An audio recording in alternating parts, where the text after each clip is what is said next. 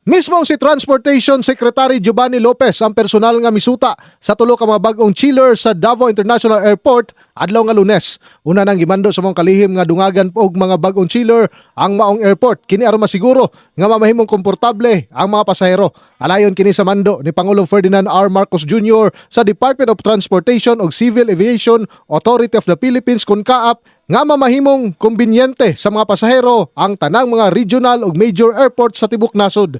Lakip usab nga ginspeksyon ni Secretary Lopez ang Airmen Examination Center sa Davao City. Kini aron mapaduol pa ang serbisyo sa CAAP sa mga stakeholders dinhi sa Mindanao. Gisuta usab sa mga opisyal ang nagapadayon nga expansion sa Davao International Airport nga gilauman nga matapos sa second quarter sa tuig 2027. In the heart of changing lives, ako si Brigada Julius Pacot alang sa 93.1 Brigada News FM Davao, the Music and News Authority.